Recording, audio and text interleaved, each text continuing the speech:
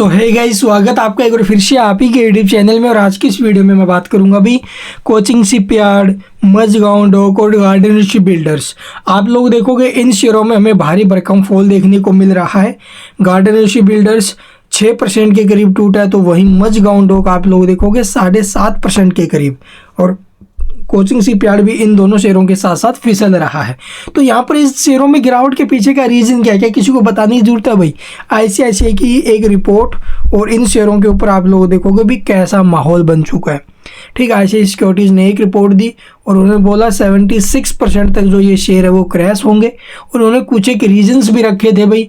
तो आप लोग इस क्रैक्शन को न देखते हुए इसके अंदर मौके को जो है भी तलाशना चाहिए। ठीक है, पीछे भी आपने देखा होगा एक अच्छी खासी गिरावट के अंदर। देखो, वैसे मैंने गार्डन शिप बिल्डर्स और ये क्या बोलते हैं कोचिंग शिपयार्ड, इन दोनों के ऊपर आपको पहले भी थोड़ा सा अवेयर किया था कि दोनों शेयर वैल्यूएशन के हिसाब से महंगे लग रहे हैं। इनके पीई रेशो आप लोग देखोगे जितने होने चाहिए उतने नहीं है, तो इसलिए यहाँ पर थोड़ा सा सावधानी बरतो। मझगांव डॉक 4300 के आसपास आया था, वहाँ पर मैंने बोला था आपको कि इस शेयर में अगर हम एंट्री लें तो सिर्फ और सिर्फ एसआईपी में एकदम से पैसा नहीं डालना है। तो अभी के टाइम ये रिपोर्ट ऐसी आ जाएगी, ठीक है, आगे चल के पता नहीं कैसी क्या खबरें निकल कर आ जाती है कंपनियों के रिगार्डिंग, तो कुछ भी नहीं कह सकते। बट अभी के टाइम अगर देखो भाई, ज़्यादा क्वांटिटी में आपने बल्क में माल उठा रखा है तो पोजीशन हल्की करना ठीक रहेगा।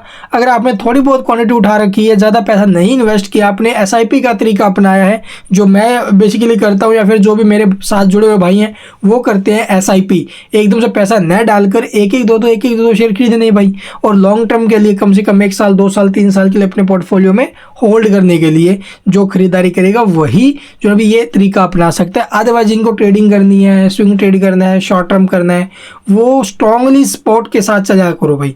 ऐसा नहीं है आज खरीदा अभी हमारे टारगेट आएंगे तभी बेचेंगे, चाहे स्टॉक नीचे में 20% क्यों न गिर जाए, ऐसा नहीं होता है। अपनी प्रॉपर एक स्ट्रैटेजी बनानी पड़ती है, उस स्ट्रैटेजी पर फॉलो करना पड़ता है, अभी कायम रहना पड़ता है। चाहे हमारा शेयर हमारे लोअर जो भी हमारा ऐसा उसे काट कर फिर से उठ जाए तो भी हमें जो है उसे स्वीकार करना पड़ेगा। ऐसा नहीं है कि हमारी स्ट्रैटेजी को ही हम तोड़ के फेंक दे, तो ऐसा नहीं करना है। तो यहाँ पर गिरावट के पीछे का रीजन समझ में आया होगा अभी क्यों टूटा है, क्योंकि ऐसी रिपोर्ट आई है अभी, उसके बाद जो है ना ये शेयर धड़ाम हुए हैं। उन्होंने क्या क्या बताया, तो वैल्यूएशन के ऊपर सबसे बड़ा जो सवाल उनका वैल्यूएशन को लेकर है कि वैल्यूएशन के हिसाब से महंगे हैं, और जो इनमें पीछे रैली बनी, जो तेजी बनी थी, उसके बाद इतनी बड़ी रैली नहीं बननी चाहिए थी जो इन्होंने दिखाई है। तो अब इन शेयरों में अच्छा खासा फॉल होगा, क्योंकि आपने देखा होंगे भी जब इलेक्शन रिजल्ट आए थे तो 2100 रुपये के आसपास था मझगांव डॉक, 2100 2200 2300 के आसपास, और वहाँ से आप लोग देखोगे सिर्फ और सिर्फ 1.5 महीने में जो शेयर है वो 5700 के भाव में गया ऊपर में। तो इतनी रैली जो बनी थी इसके पीछे का रीज़न क्या था, क्या कंपनी में कुछ अच्छा अनाउंस हुआ या फिर कंपनी ने कुछ बड़ा किया, उस वजह से। देखो भाई, अच्छी ऑर्डर बुक है, अच्छी कंपनी के आगे के लिए ऑर्डर भी है कंपनी के पास, तो इसलिए लॉन्ग टर्म के लिए कोई दिक्कत वाली बात नहीं है। लेकिन शॉर्ट टर्म वालों के लिए ऐसा मोमेंटम जब बनता है तो उसके पीछे का रीज़न समझना चाहिए। अभी हाल ही में आपने देखा ओला के अंदर बनी है तेजी, क्या कारण ओला के अंदर तेजी के पीछे का, क्या बैलेंस शीट में कोई सुधार हुआ है, क्या कंपनी के फंडामेंटल्स में कोई सुधार हुए हैं, कंपनी के जो रिजल्ट्स आ रहे हैं उनमें कोई सुधार हुए हैं, कहाँ पर क्या सुधार हुआ कि स्टॉक आप लोग देखोगे 100% रिटर्न दे चुका है और अभी जो शेयर वो टूट रहे हैं। तो इसी प्रकार से यहाँ पर भी आप लोग देखोगे उनका मानना है कि वैल्यूएशन के हिसाब से महंगे शेयर हैं, जो तेज़ी बनी है इसके पीछे कोई ऐसा रीज़न नहीं है, फंडामेंटली रीज़न नहीं है कि स्टॉक में तेज़ी बन जाए। तो उसके बाद आप लोग देखोगे रिपोर्ट आई है उसकी, ठीक है। ये इसके साथ साथ आप लोग देखोगे आने वाले टाइम में मार्जिन्स का भी दबाव देखने को मिलेगा। एक उन्होंने कारण बताया बांग्लादेश के अंदर जो चल रहा है, क्योंकि बांग्लादेश से इन कंपनी को कई ऑर्डर मिले हुए हैं, तो इसलिए बांग्लादेश में जो माहौल बना हुआ है उसके कारण में दबाव है। तो ये कारण बताया उन्होंने 4-5, जो आने वाले टाइम में इन शेयर में अच्छा खासा फॉल होगा। मैं 75% 70% की गिरावट तो मैं भी नहीं कहता कितना बड़ा फॉल इन शेयरों में होएगा। अगर होता भी है तो समझो भी वो मुझे नहीं लगता इतिहास का इतना बड़ा दिन कभी होगा, वो भी डिफेंस के अंदर। तो इसलिए आप लोगों को एक अच्छे वैल्यूएशन के ऊपर अगर ये शेयर आते हुए नजर आए तो वहाँ से खरीदना आई थिंक ठीक हो सकता है। तो अभी टाइम शेयरों में गिरावट है, वॉच करते रहिए, देखते रहिए कहाँ पर बॉटम बन रहे हैं कहाँ पर नहीं। अभी टाइम तो चार्ट के ऊपर क्या ही सपोर्ट में बताऊँ आपको, चलिए फिर भी देख लेते हैं।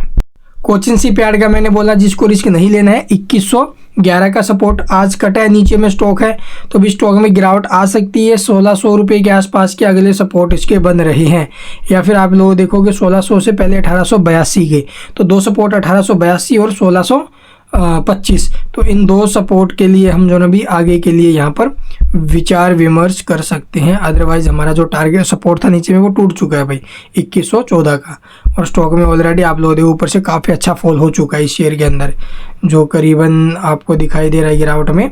यहाँ से ऊपर से अगर आप लोग देखोगे हाई प्राइस से तो शेयर 20% के ऊपर निकल गया, 30% टूट गया, 30% के भी ऊपर में।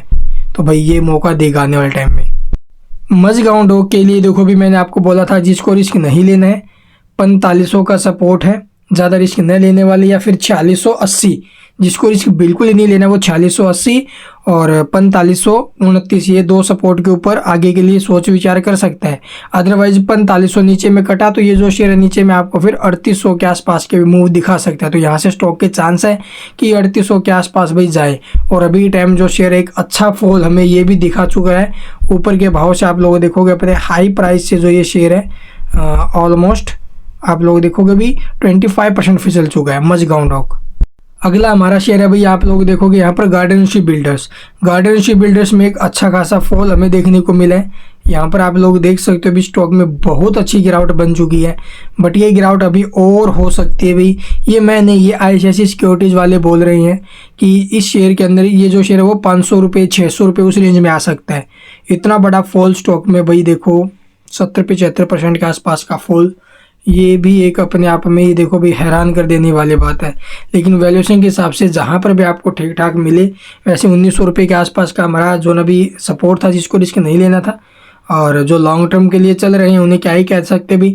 नीचे में अभी के टाइम जो स्टॉक 1900 के नीचे में निकला है तो 1622 और 1500 ये दो सपोर्ट हमें देखने को मिल सकते हैं नीचे में। अभी टाइम जो शेयर है 36% फिसल चुका, अभी बहुत ज़्यादा गिरावट हो चुकी है शेयर में।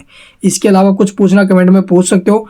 फ्रेश एंट्री अगर लेनी है तो देखो भी आपको लेवल्स के ऊपर ध्यान देना चाहिए, ठीक है। और लॉन्ग टर्म के लिए चले हो, शॉर्ट टर्म के लिए स्विंग ट्रेड कर रहे हो, वो आपको सोच विचार करना है किस प्रकार से आपको क्या करना है, ठीक है। शॉर्ट टर्म वाले हैं, स्विंग ट्रेड वाले हैं, वो अभी वेट कर सकते हैं, लेवल वगैरह बने जहाँ पर बॉटम बने वहाँ पर ट्राई करो। और जो लॉन्ग टर्म वाले हैं वो अगर SIP करने के बारे में सोच रहे हैं तो देखो ये ICICI सिक्योरिटीज़ ने जो इतना बड़ा फॉल बताया, इसके बाद यहाँ पर इसको ठहरने दो, यानी कि एक सपोर्ट लेने दो, इसको एक इसका जो ना भी बॉटम बनने दो, उसके बाद ट्राई करना जो किसको भी करना है।